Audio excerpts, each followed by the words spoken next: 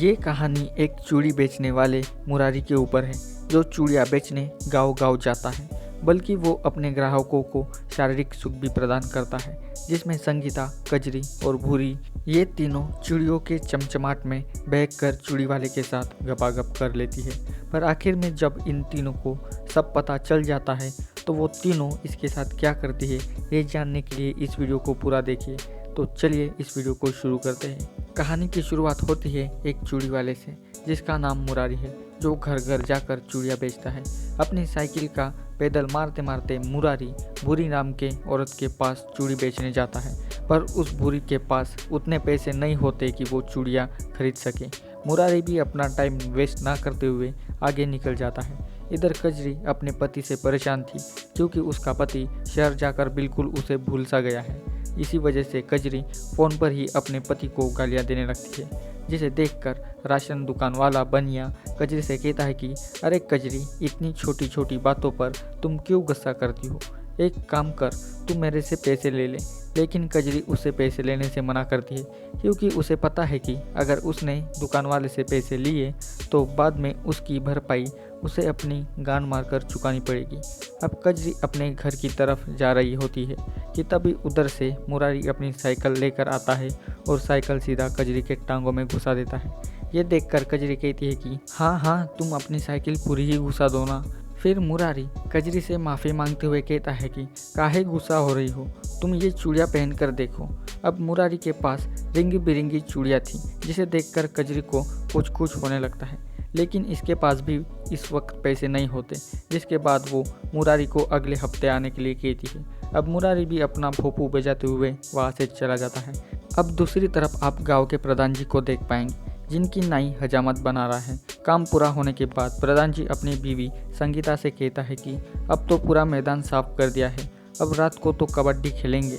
ये सुनकर संगीता घर के अंदर चली जाती है। उसके जाते ही प्रधान जी भी उसके पीछे पीछे चले जाते हैं और अंदर आते ही दिन दहाड़े दोनों कबड्डी खेलने लगते हैं, यानी कि दोनों ही बड़े रोमांटिक हो जाते हैं।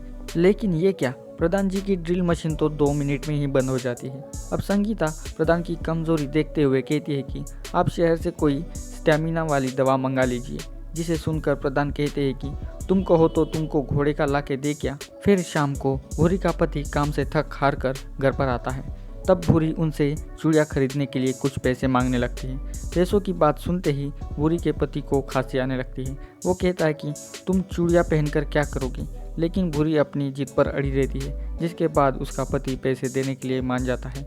बाद में खाना खाने के बाद भूरी अपने पति के साथ रोमांस करने लगती है, पर वो उससे रोक कर कहता है कि आज नहीं भूरी, बदन में आज बहुत ही दर्द हो रहा है, जिसे सुनकर भूरी बहुत ही उदास हो जाती है। इसकी उदासी देखकर ये लगता है कि भूरी काफ़ी दिनों से टपाटप की प्यासी है, जिसे उसका पति बुझा नहीं पा रहा है। अब ठीक एक हफ्ते बाद मुरारी दोबारा चूड़ी बेचने कजरी के घर जाता है, पर इस बार भी कजरी के पास पैसे नहीं होते। लेकिन इस बार मुरारी चूड़ियों के पैसे नहीं बल्कि कजरी के कुएं को खोदना चाहता है। अब कहीं ना कहीं कजरी भी मुरारी की बातों को अच्छी तरह से समझ चुकी है और दूसरी तरफ तो उसका कुआं 5 सालों से सूखा पड़ा है, जिसके बाद कजरी इशारों में मुरारी को घर के अंदर आने का न्योता देने लगती है, जिसे समझने में मुरारी ज़्यादा टाइम नहीं लेता और फिर दोनों अंदर जाकर गपागप करने लगते हैं। इस चूड़ी वाले ने तो मौज कर दी भाई, इसको तो चूड़ियों के बदले चोदने का मौका जो मिल गया है, क्योंकि मुरारी ने जो चूड़ियाँ कजरी को पहनाई है वो ज़्यादा से ज़्यादा 100 रुपयों की होंगी और ठुकाई की कीमत तो आसमान को छू रही है, और प्लस ओयो का खर्चा भी अलग ही होता है। फिर कुछ दिनों बाद मुरारी चूड़ी बेचने अब सीधा संगीता यानी कि प्रधान के घर जाता है। वो संगीता को चूड़ियाँ पहनाते आंखों ही आंखों में संगीता पर भी लाइन मारने लगता है। इधर संगीता भी उसको देखकर समझ जाती है कि उसके कुएं में भी सिर्फ मुरारी ही अपना पानी भर सकता है। वो फिर मुरारी से कहती है कि रात को तुम घर के पिछवाड़े से आना। अब मुरारी सब समझ जाता है। फिर रात को ठीक 2 बजे मुरारी प्रधान के घर के पीछे वाले दरवाजे से घर के अंदर पहुंच जाता है, जहां पर संगीता पहले से ही उसका इंतज़ार कर रही थी। मुरारी भी बिना टाइम वेस्ट किए अपना मुँह संगीता की गुफा में डालकर उसका पानी निकालना शुरू कर देता है। ये दोनों रात भर बहुत मज़े लुटते हैं। साला लाइफ हो तो मुरारी की जैसी। ये साला चूड़ियाँ बेचकर ही दो दो लड़कियों को पेल चुका है। यहाँ हमें एक लड़की नसीब नहीं होती। अब दूसरी तरफ कजरी के पति ने अभी तक शहर से उसे पैसे नहीं भेजे हैं, जिस वजह से वो और ज़्यादा परेशान है। ये देखकर राशन दुकान वाला बनिया कजरी से कहता है कि कभी हमें भी सेवा करने का मौका दे दो। तो इस पर कजरी कहती है कि उबलती हुई नदी में अगर तुम अपनी नाव चलाओगे ना तो बहुत जल्दी लंबे हो जाओगे। इस पर बनिया नेले पर देला मारते हुए कहता है कि तुम हमें नाव चलाने का मौका तो देकर देखो, क्योंकि हमने अभी तक बड़े बड़े समंदर पार किए हैं। अब बनिया अपने हाथों में नोटों की गड्डी ले लेता है, जिसे देखकर कजरी अपने आप को रोक नहीं पाती। फिर क्या कजरी उन नोटों की गड्डी मांगकर बनिए के गोडाउन में जाती है, जहाँ पर बनिया कजरी की अच्छे से ठुकाई करता है, जिसके कारण कजरी के पसीने छूटने लगते हैं। लेकिन बनिया ज़्यादा देर तक कजरी की ठुकाई नहीं कर पाता और बीच में फुसकी बम की तरह फुस होकर फुस हो जाता है। अब इस कहानी में बची है सिर्फ भूरी, जो कभी ना कभी मुरारी के साथ ठुकने वाली है। पर ये सब कैसे होगा?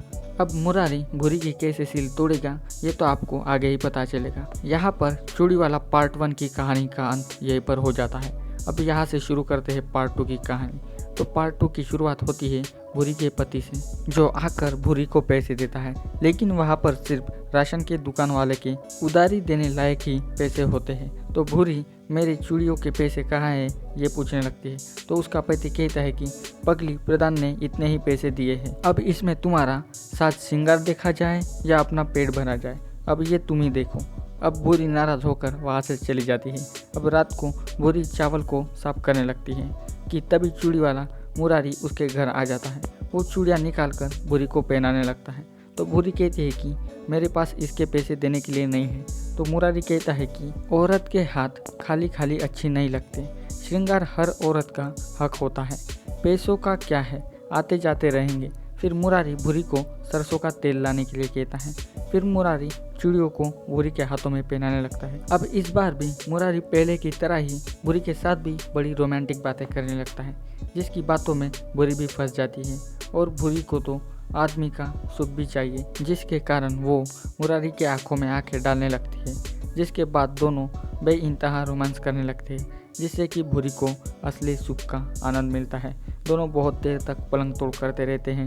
फिर अगले सीन में लल्लन प्रधान के घर आकर उनको शिलाजीत की गोलियां देता है और कहता है कि इसको खाने से आप घंटों तक किसी के साथ भी पलंग तोड़ कर सकते हो। जिसके बाद प्रधान बिना देरी किए उन गोलियों को एक एक करके खा ही लेता है। जिसके बाद वो अपने कमरे में जाकर अपनी बीवी संगीता को जन्नत की सैर कराने लगता है। वो बिना रुके संगीता को ऐसे पेलता है कि संगीता पूरी तरह से थक कर कहती है कि अब बस भी करो, दिन भर क्या तुम अब ड्रिल मशीन बनकर मेरी खुदाई करते रहोगे क्या? पर प्रधान तो रुकने का नाम ही नहीं लेता। जिसके बाद संगीता खुद वहाँ से चली जाती है, पर प्रधान का पोपट सोने का नाम ही नहीं लेता। फिर अगले सीन में लल्लन राशन वाले बनिए के साथ बैठकर उसे पूछने लगता है कि क्या तुमने सच में कजरी की ठुकाई की है? तो बनिया कहता है कि अरे भाई वो तो पूरी बवाल है, हम तो उसके सामने ज़्यादा देर तक टिक नहीं पाए। तो लल्लन उन्हीं गोलियों के बारे में बनिया को बताने लगता है। तो बनिया ये सब खाने से मना करता है, क्योंकि उसे पता चल गया है कि इससे खाने की वजह से प्रधान का पोपट 2 दिन से खड़ा का खड़ा ही है। फिर कुछ दिनों बाद कजरी गांव से बाहर यानी कि आम के खेतों की ओर जाने लगते हैं। तो उसके पीछे पीछे चूड़ी वाला मुरारी भी आ जाता है। आकर वो कहता है कि क्यों आप अपने नाजुक पैरों को तकलीफ दे रही है, मेरी साइकिल है ना ड्राइवर के साथ। तो कजरी कहती है कि फिर तो ड्राइवर को किराया भी देना पड़ेगा। तो मुरारी कहता है कि मेहनत का किराया तो आपको देना ही पड़ेगा, फिर आप कितना भी दो। जिसके बाद कजरी मुरारी के साइकिल पर बैठ जाती है और निकल जाते हैं आम की खेतों की सैर करने के लिए। फिर अगले दिन भूरी नदी के पास आकर कपड़े धोने लगती है। तभी मुरारी आकर फिर से उसके साथ रोमांस भरी बातें करने लगता है और फिर से दोनों आंखों में आंखें डालकर दोनों ही रोमांटिक होने लगते हैं। और फिर क्या मुरारी तो बीच सड़क पर ही भूरी को चूमने लगता है। इस बार भी मुरारी भूरी की अच्छे से ठुकाई करता है, जिस वजह से भूरी को तो बहुत मज़े मिलते हैं। इधर संगीता नहाकर बाहर आती है और बाहर आकर अपने बालों को सुखाने लगती है, जिसे देखकर प्रधान का पोपट खड़ा हो जाता है। जिसके बाद वो संगीता के पास जाकर उसे कस के पकड़ लेता है पर संगीता उसे खरी खोटी सुनाकर वहाँ से भगा देती है और उसके जाते ही संगीता उस रात वाली यादें याद करके अपने हाथों से ही अपनी तड़प को मिटाने लगती है। यानी कि संगीता को सबसे ज़्यादा मज़ा तो चिड़ी वाले के साथ करने में आया था, जिसके कारण वो उसी के यादों को याद करके अपनी तड़प को अपने हाथों से ही कम करने लगती है, जिसके कारण उसका पानी निकल आता है। अब कुछ दिनों बाद कजरी अपने आंगन को साफ करने लगती है। तभी उसका पति शहर से वापस आकर उसे सरप्राइज देता है। वो आकर कजरी को कानों के नए झुमके देता है, जिसे देखने के बाद कजरी बहुत ही खुश हो जाती है। बाद में कजरी का पति उसे उठाकर घर के अंदर ले जाता है और फिर क्या, वो आते ही उसकी ठुकाई करने लगता है।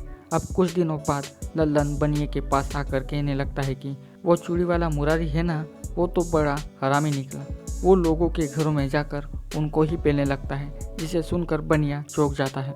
फिर रात को भूरी का पति भूरी के हाथों में चूड़ियाँ देख लेता है तो भूरी कहती है कि ये सब हमें प्रधान जी की बीवी संगीता जी ने लेके दिए हैं। फिर कुछ दिनों बाद कजरी और भूरी दोनों एक दूसरे से मिलती है, जिसके बाद दोनों एक दूसरे के हाथों में सेम चूड़ियाँ देखकर चौंक जाती है।